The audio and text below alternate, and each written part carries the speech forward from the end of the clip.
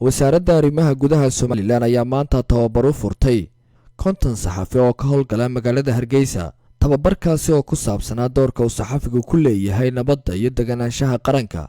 waxaana tababarkaasi ka soo qayb galay wasiirka arrimaha gudaha Somaliland Maxamed Kaahin Axmed, wasiirka wasaaradda warfaafinta Salebaan Yuusuf Cali Koore, taliyaha ciidanka booliska Maxamed Aadan Saqadhi Dabagale.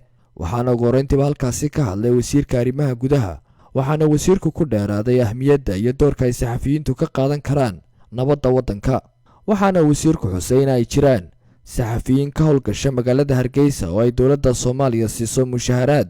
saxaafadda Somaliland iyo xukuumadda Somaliland ciidamada biliisku sidee bay uga wada shaqeynayaan. qodobada waxaa ka mid ah nabadgelyada. waa kow suxufigu hadduu nabadgelyada waxyeelayo dad sharci baa la saaraya.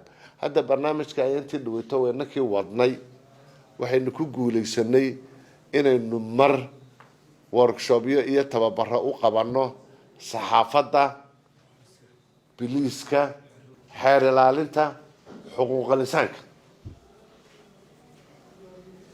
inaynu mar isu wada keeno oo aanay meel qura ka dhicin ay gobolada dalka oo dhan ka wada dhacdo. gobolada dalka oo dhan la soo wada maray ka dhacdo. waanaynu ku celin doonaa inaynu isku tababarno saxaafadda iyo ciidankeena, saxaafadda iyo biliiskeena, saxaafadda iyo xeer ilaalinteena, saxaafadda iyo maxaan ku raahday xuquuqul insaanka wama ila dalik. liisman halka ku haya soddon weriye iyo maxaan ku raahday TV ayaan halka ku hayaayo dowladda Soomaaliya lacag ka wada qaataan. maanta horteed miya cid mas'uul dowladda ka tirsan inta idin la hor fadhiisatay ay ku tiri intaasaan noqonayna. ma doonayna markaa in aanu ku degdegno ama dowladda ay aad ugu degdegto in maxaan ku raahday arrimaha noocaasa mushkiladda laga dhigo. sidoo kale halkaasi waxaa ka hadlay wasiirka warfaafinta iyo taliyaha ciidanka booliska Somaliland. saxaafadda inamada waxaan leeyahay hadda sidaa wasiirku sheegay maalin hore ayuu wasiirku inkastoo aan waraaqdu isoo gaadhin maalin ii sheegay inay jiraan dad badan oo ku xidhan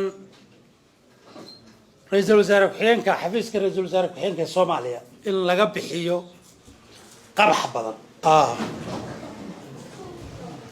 waanu naqal lacagta budgetka ee la sameeyay iyo lagama warlaa TV-yada iyo ragga iyo Facebook-yada iyo lagama warlaa. waa dhowris aanu isleenahay markiiba yaan lagu dhagin halala taliyo. waraaqda hadda idin tusayay wasiirku TV-ya ku jira, jaraa'id baa ku jira, rag badan oo Facebook-yada caan ku ah yaa ku jira oo qabaxda halkaa kala soo xiriira.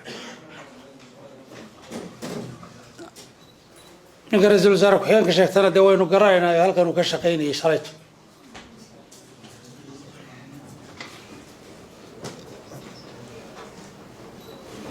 haddii hadda iyadoo sidaa wax loo hubo haddana la gacan geliyo dad badan baa qaylinaya.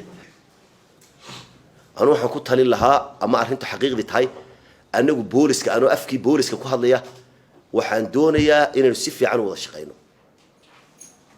waan ka wada soconay si wasiirku sheegay xuuto waan ka wada soconay in booliska iyo xuquuqul insaanka iyo saxaafadda loo qabto maaragtay ay argument sanayaan oo loo qabto maaragtay kulamo badan si la isu fahmo.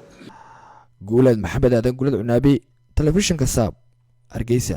daawashadaadu waa muhiim meel kasta aad joogta daawade fadlan ka mid noqo ku dhawaad 1 milyan ee ku xidhan bartayda Facebook si aad uga mid noqoto like gare.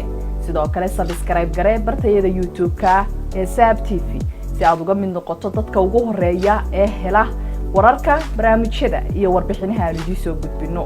meel kasta aad adduunka daafihiisa ka joogto la soo deg abka Saab TV. sidoo kalena booqo website-ka saabtv.com. fadlan nagu xidhnow.